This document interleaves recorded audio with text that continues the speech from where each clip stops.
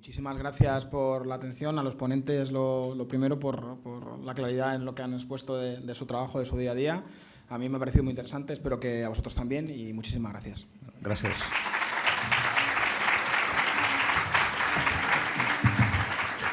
Bueno, bon dia o bona tarda, si ens posem així una mica europeus.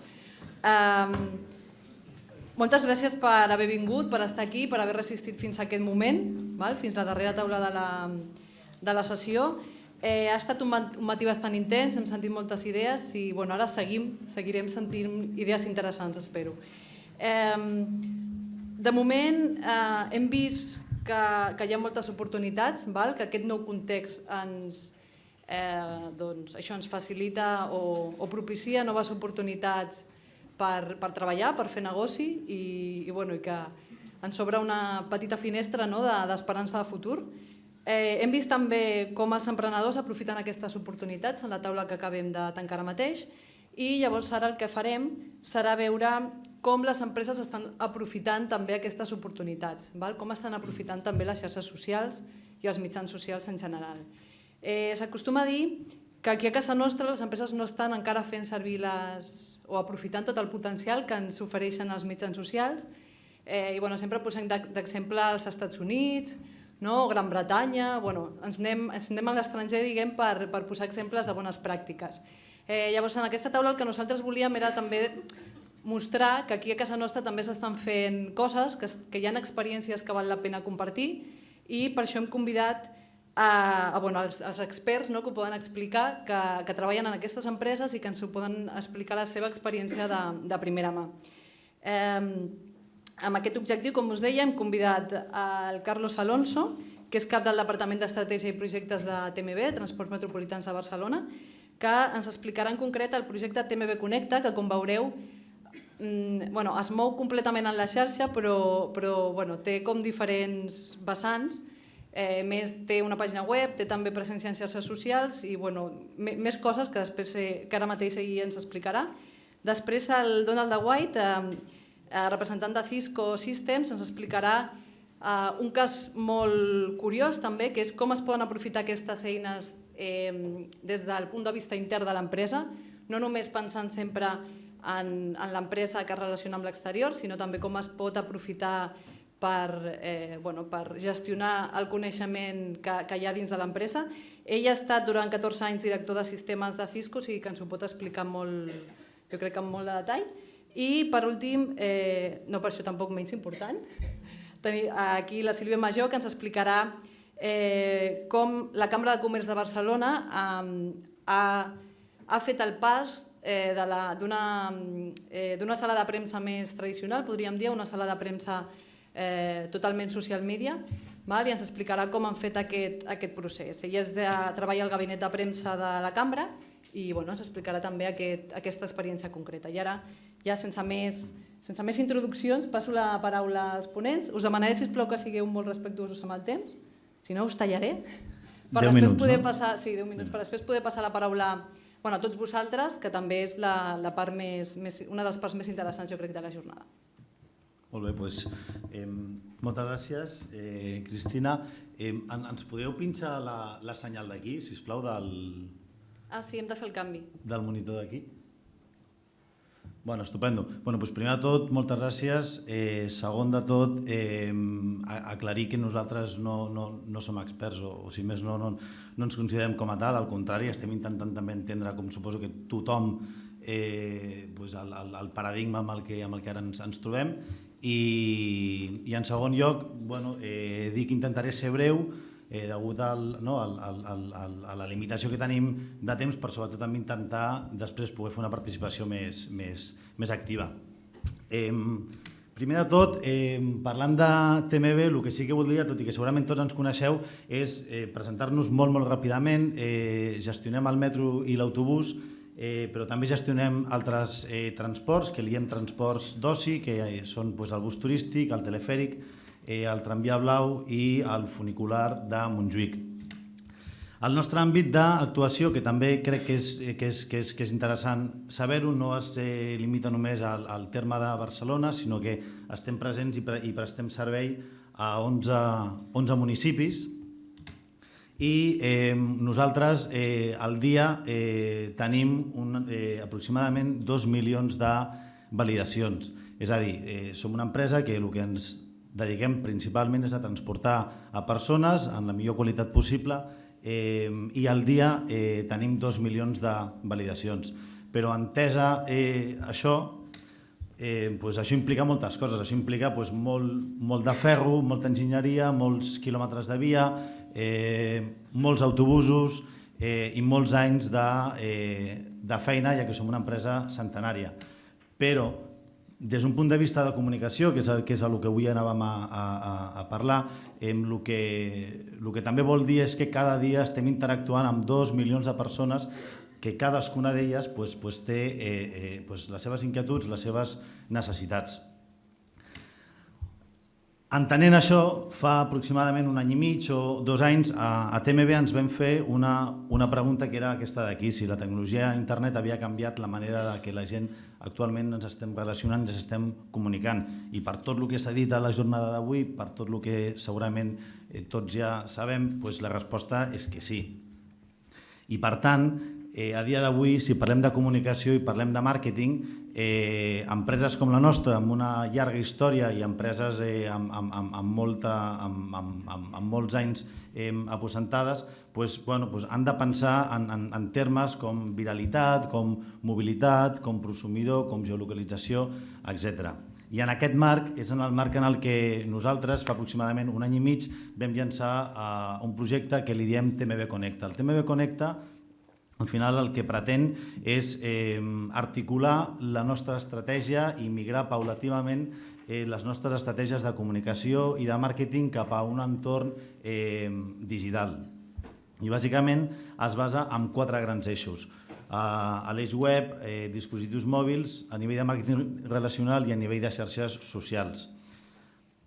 Dins de l'àmbit de la web, recentment hem estrenat la nova versió de la nostra pàgina web. Actualment encara està en versió beta i encara estem millorant-la i enriquint-la. La web anterior és una web que tenia aproximadament uns 6 anys, i en termes quantitatius aproximadament estem en uns 400.000 visites al mes aproximadament. Alhora també, a finals de l'any passat, vam finalitzar un projecte que vam fer amb Google i amb d'altres operadors també a Barcelona, com Tramvia, Ferrocarrils, etc., per llançar el servei de Google Transit a Barcelona. Això, bàsicament, el que és poder facilitar la nostra informació a Google perquè qualsevol usuari, des de qualsevol plataforma, a través de Google Maps, pugui també localitzar les parades, pugui localitzar també les estacions i pugui també calcular les seves rutes a través del servei de Google Transit. A nivell de dispositius mòbils, abans es comentava de la importància que té també i que tindrà a partir d'ara més encara la geolocalització. En aquest sentit, nosaltres creiem que si podem, el que hem de fer és fer arribar la informació al ciutadà allà on la necessita. I per això hem creat una línia de feina per tal de desenvolupar aplicacions en dispositius mòbils. Tenim el portal web aplicat per iPhone, hem fet unes aplicacions de realitat augmentada tant per Metrobús com per bus turístic, estan disponibles, són gratuïtes a l'App Store, a l'Android Market i realment estem força contents amb elles i anem per la segona versió, que a més s'ha fet tenint en compte comentaris dels propis usuaris. I també hem implantat el QR Code a les marquesines d'autobusos i també a les parades de bus turístic per facilitar la rapidesa a accedir a la informació de la parada, és a dir, quant temps falta perquè arribi el meu autobús o si hi ha alteracions en aquestes línies.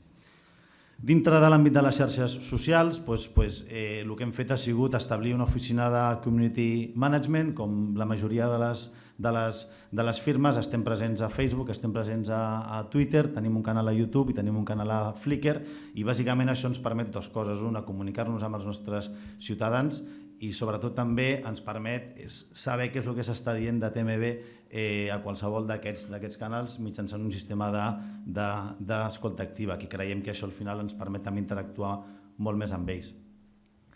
I finalment, dintre de l'àmbit del TMB Connecta, la quarta pota és un programa de màrqueting relacional que encara no ha vist la llum, que pretenem llançar en els propers mesos, a través del qual puguem parlar més directament amb els nostres clients, amb els ciutadans, oferint l'informació personalitzada fins al nivell de si jo agafo cada dia la línia 6 d'autobús i la línia 2 a metro, que em puguin informar al matí que hi ha una incidència en aquestes dues línies, per exemple, a part d'altres serveis.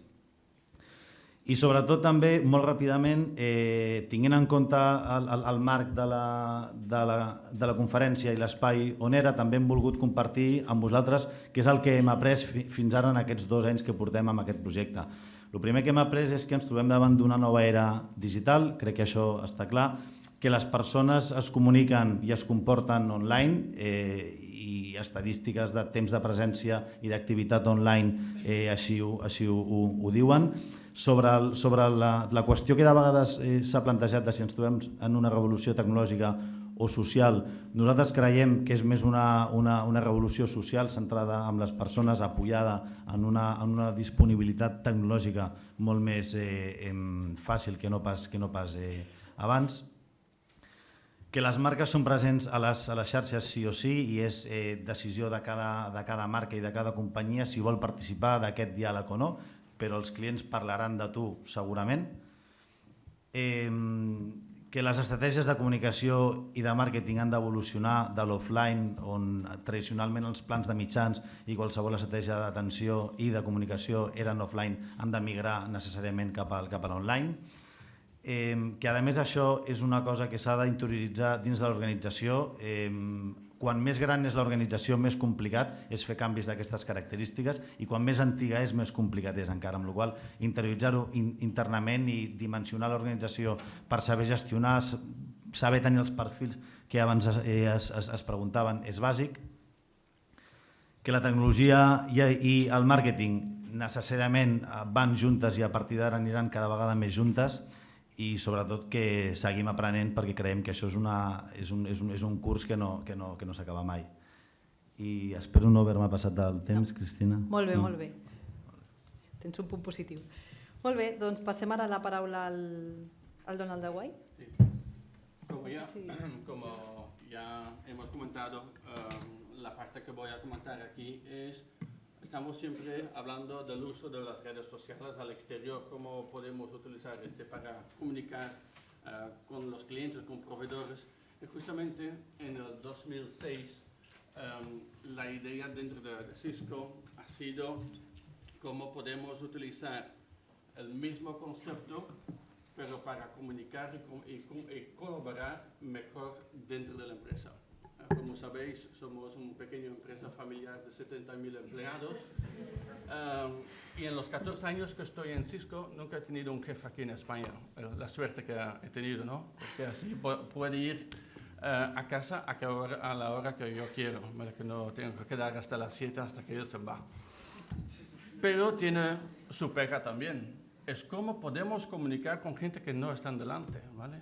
El efecto de los pollitos delante ya no lo tengo. Durante años he tenido 14 personas a mi cargo y ninguno estaba aquí, ¿vale?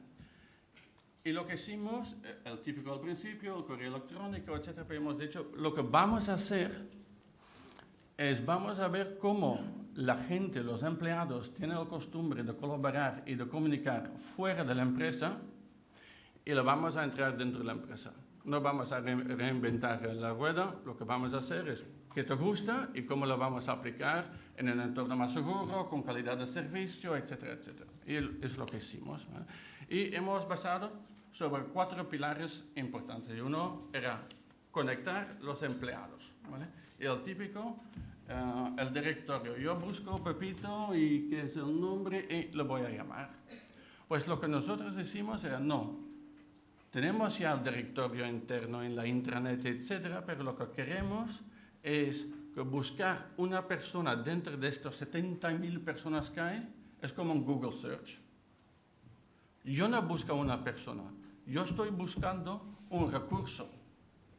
en la cual lo que hicimos era crear una plataforma Google dentro de la Internet, y si ahora busco un comercial que habla el chino, porque tengo aquí un negocio con todos los chinos que están entrando en Barcelona, y yo busco aquí un comercial que habla el chino, que es un experto en seguridad, pues lo voy a buscar y de manera automática ya tengo todos sus contactos. Pero también cada uno de los empleados tiene la opción para poner la información que él quiera, la parte de conocimiento, si es un experto en telecomunicaciones, etc. O, como en mi caso, me gusta el vino, he puesto que, mira, me gustan los vinos, y que la próxima vez que hay uno o algunos que hacen el buceo o submarinismo, y en algunas ocasiones que yo me voy de viaje a un país, digo, mira, ¿quién aquí también en la oficina les gusta bucear para hacer una salida? Pero utilizar el mismo concepto que estamos haciendo fuera, adentro. La misma en comunicar. Qué difícil es en una empresa tan grande comunicar bien. Y lo que hacemos es lo mismo, es no solo la parte de wikis y blogs y Cisco en los Pedias, pues hemos dicho, ¿sabes qué? Lo vamos a entrar también. Tenemos el Ciscopedia, porque por naturaleza la gente quiere aportar una parte de su conocimiento. Y lo que hicimos es, Ciscopedia, es un éxito porque la gente, al momento que lanzamos una idea, las 70.000 personas la están comentando. Pero ¿qué ha cambiado este modelo? Que de golpe tenemos 70.000 personas en I+D. Ya no son la gente en bata blanca los de I+D. Es cualquier persona dentro de la empresa puede aportar su conocimiento. Y es alucinante porque los de sistemas tenemos la costumbre de hablar en 1 y 0. ¿Vale? Es uno de los defectos que tenemos y somos muy cuadrados. Somos así. Pero utilizar esta forma y lanzar esta idea en un wiki, y de golpe hay una persona de contabilidad que dice, pero tío, ¿qué estás diciendo? ¿Por qué no lo haces así? Y es cuando dice, vaya, pues sí. Y este es el gran poder de utilizar esta red social, esta forma de comunicar para mejorar tus propios servicios dentro de la empresa. También tiene sus inconvenientes cuando hace poco en Recursos Humanos querían cambiar la política de coches de empresa, que ahí había un jaleo porque todos estaban comentando que no, este no se va a tocar. Pero es bueno porque de manera proactiva los de Recursos Humanos podían también cambiar su política, ¿vale? Y adaptar a los comentarios. Pero también la colaboración. Hemos cogido esta costumbre de escribir correos. Y contestamos y por un simple tema ya tenemos 27 correos y hemos dicho no. Hemos visto que primero la gente le gusta el Messenger, ¿vale? Y que y más los jóvenes cada vez más les gusta la colaboración a través de vídeo. Hemos dicho, ¿sabes qué? Vamos a hacer lo mismo. Vamos a implementar todo esto de vídeo a cada ordenador y que la gente por defecto pueden comunicar a través de vídeo. Pero vamos más lejos. Vamos a poner soluciones de colaboración de vídeo en alta definición, que cuando estás en la sala que tienes la sensación de estar con la persona. Y este ha permitido que ahora yo pueda tener 5 reuniones internacionales el mismo día. Pero hay un punto aquí muy importante, es que al final todo esto, la tecnología funciona, ¿vale? Sabemos. Si más si lo vas a implementar con material de Cisco, mejor, ¿vale? Pero hay un cambio cultural. Y aquí es la gran parte que donde el departamento de sistemas no tiene ninguna responsabilidad. Nosotros fomentamos que los empleados hacen el blogging. Y como han dicho al principio, hay malos y buenos, ¿vale? Pero vamos a fomentar que el empleado participe en blogs. Pero tienes que protegerte como empresa, ¿no?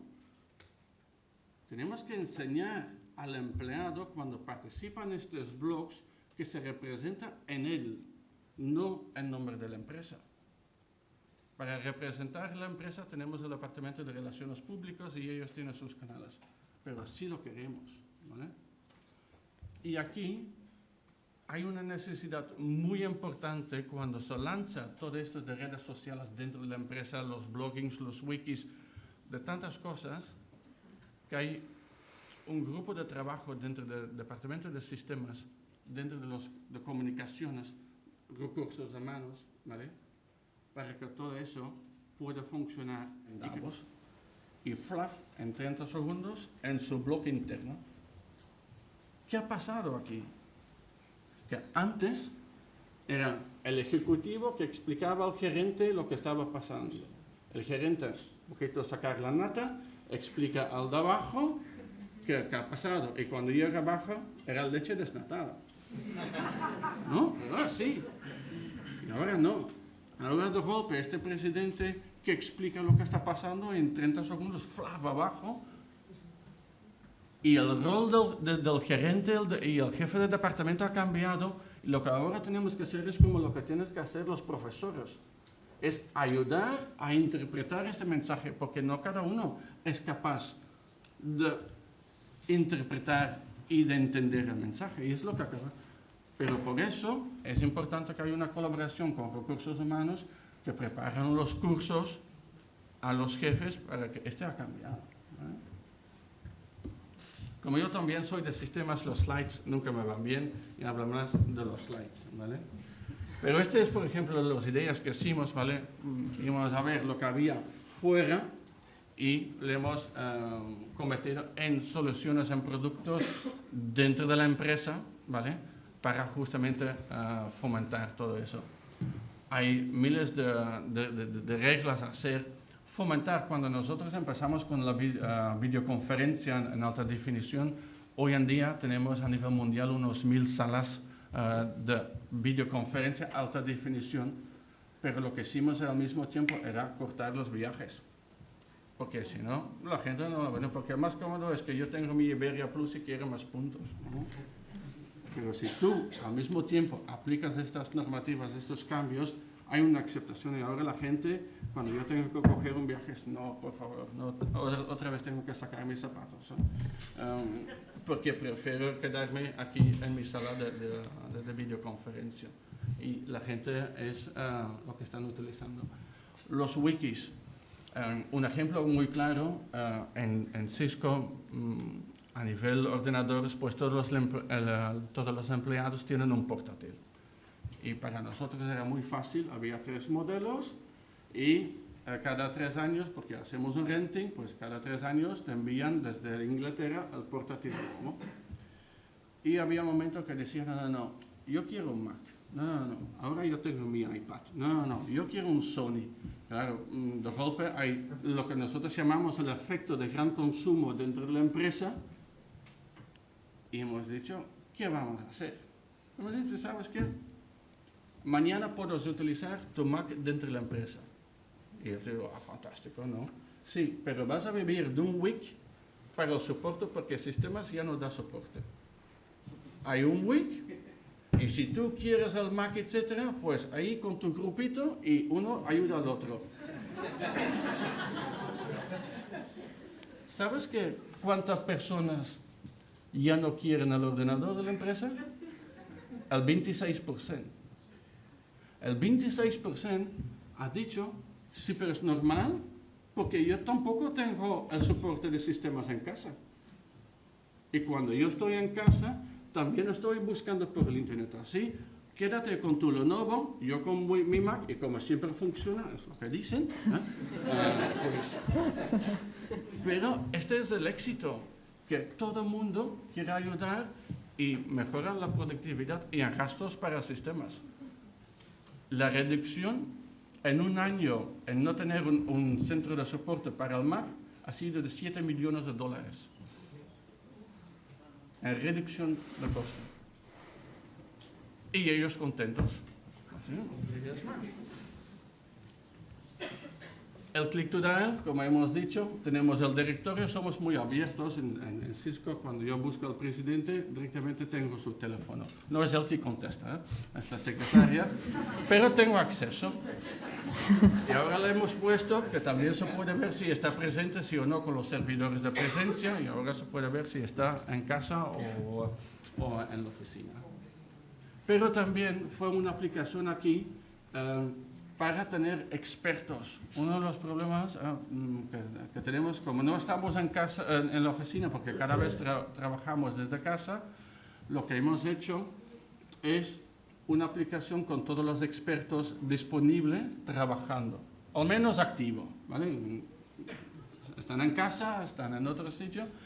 Cuando entra una llamada de un cliente en nuestro centro de soporte en Bruselas, y necesitamos un experto, de manera automática vemos si está disponible, si está con una llamada o que ya está, y podemos enviar la llamada directamente a su casa o donde está trabajando, ¿vale? Utilizando los mismos conceptos, ¿vale? Pero aprovechando estas tecnologías. Aquí mi parte, si tenéis más dudas o preguntas, hablaremos después, ¿no? Molt bé, doncs passem la paraula a la Sílvia. Ens canviem, així tinc la presentació més a prop. Gràcies. No, però sí, sí. Això, doncs ara la Sílvia ens explicarà l'experiència de la Cambra de Comerç, de com han passat com han convertit la seva sala de premsa en una sala de premsa 2.0. Bueno, al costat de l'experiència del MAT, el gabinet de premsa de la Cambra és una cosa molt petitona, per tant faré una microexperiència. Nosaltres vam començar fa 2 anys, el 2009, ens plantegem quina sala de premsa teníem, no? La mirem i diem, ostres, això contrasta molt amb el que ja estava passant en altres àmbits del nostre sector, no? En altres sales de premsa d'empreses catalanes, d'empreses de Barcelona.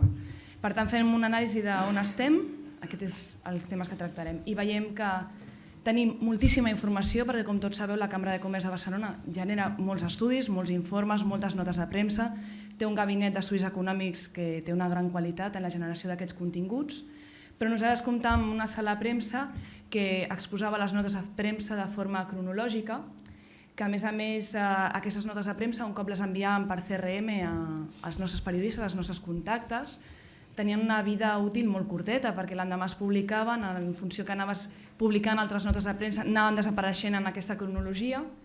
A més, no podíem mostrar informació de context, per tant, quan fèiem un posicionament sobre un tema no es veia apenas que portàvem 5 anys com a institució posicionant-nos sobre aquell tema.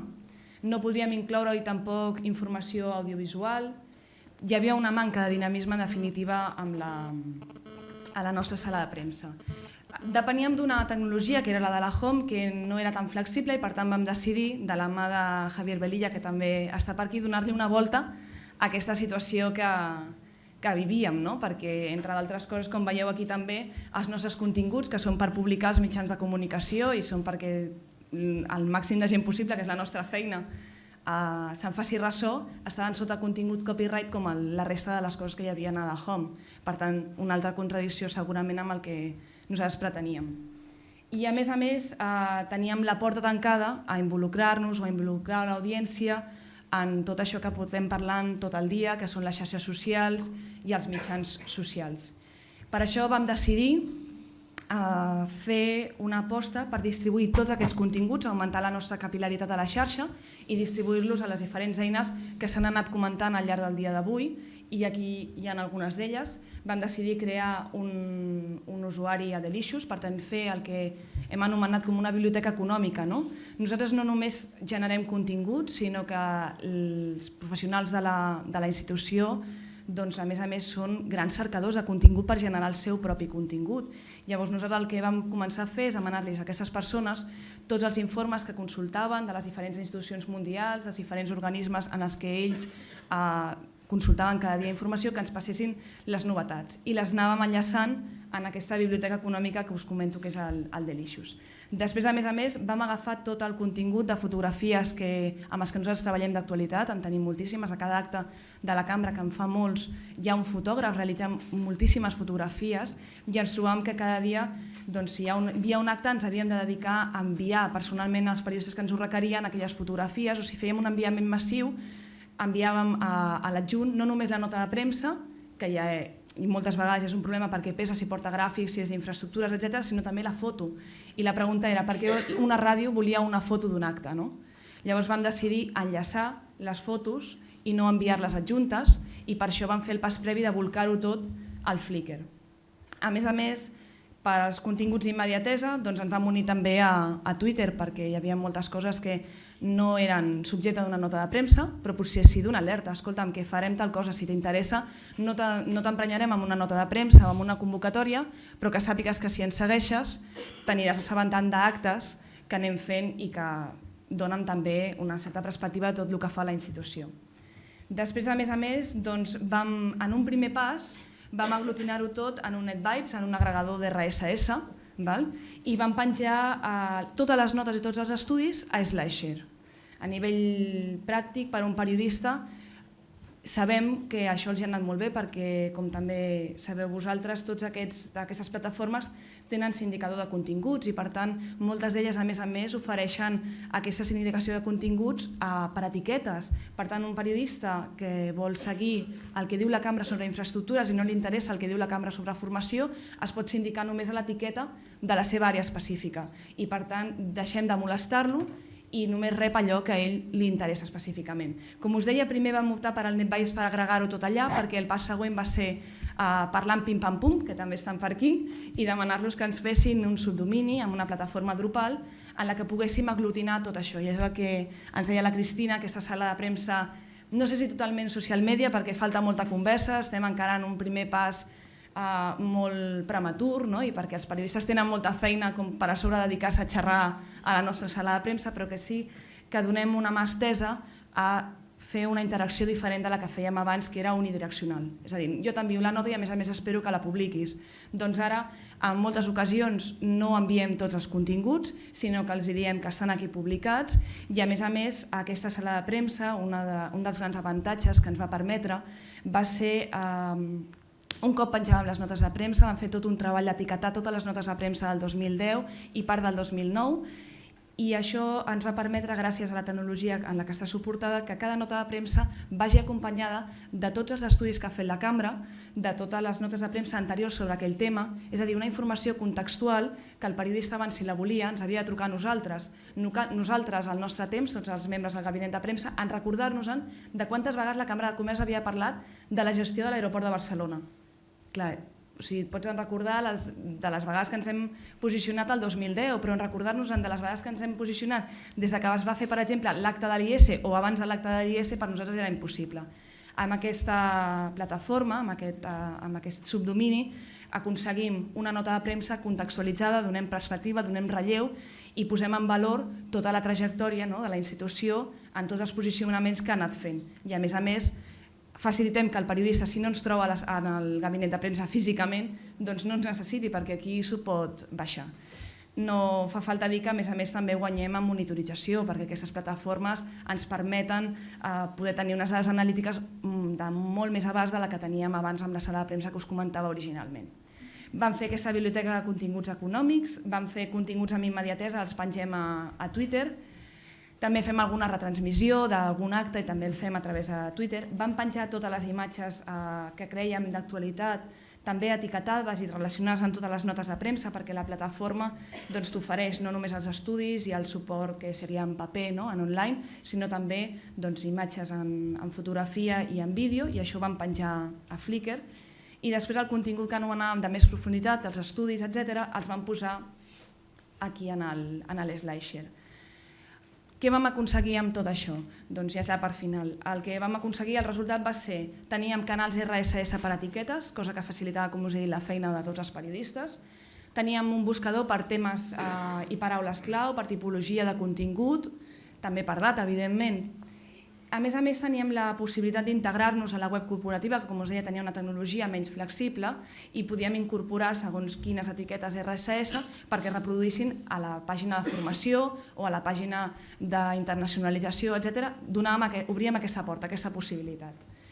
A més, teníem informació contextual, teníem una aplicació, aquest subdomini, preparat per visualitzar-se en un mòbil, cosa que, com ja hem parlat abans, és essencial, perquè la majoria de periodistes també ja s'estan habituant a utilitzar les plataformes mòbils per consultar informació i nosaltres ja volíem posar-la a l'abast perquè la tinguéssim.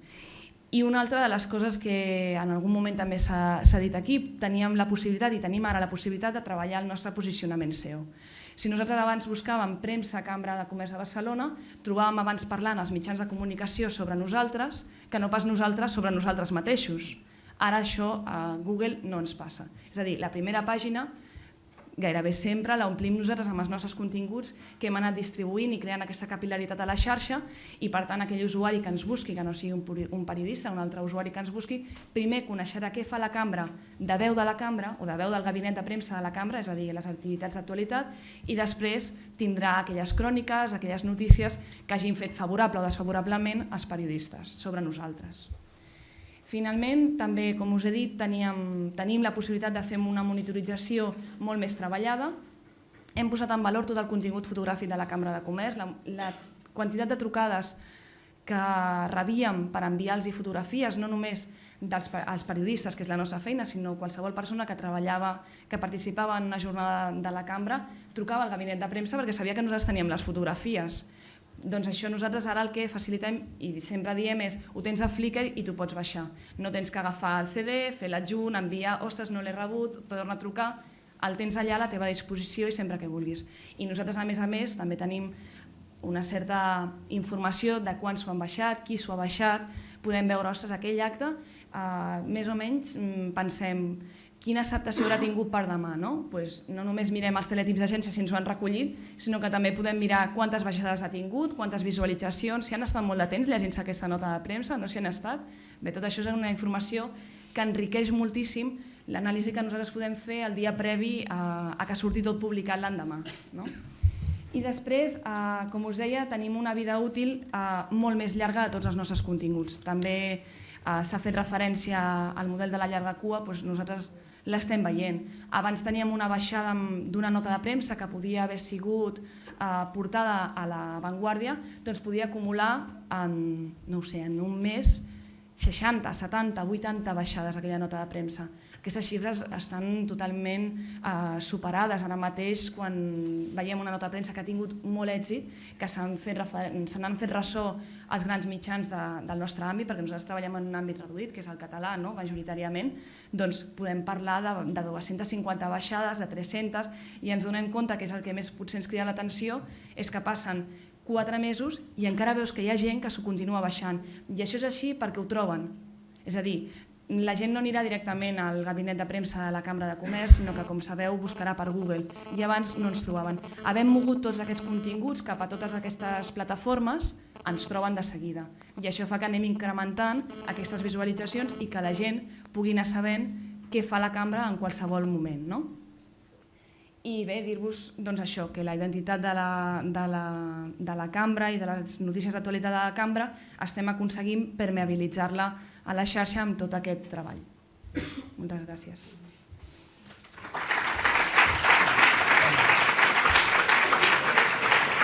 Molt bé, jo crec que ha quedat bastant clar que les corporacions i les organitzacions poden aprofitar també els mitjans socials. Hem vist també una cosa que jo crec que voldria destacar i que crec que és molt important, que han comentat d'alguna manera tots ells, que és tenir el suport i la complicitat de l'alta direcció de l'empresa, perquè si no això no pot funcionar, i perquè pugui ser definitivament un espai de conversa i no unidireccional, que és el que haurien de ser els mitjans socials. Moltes gràcies a tots vosaltres també per explicar-ho i a tots vosaltres per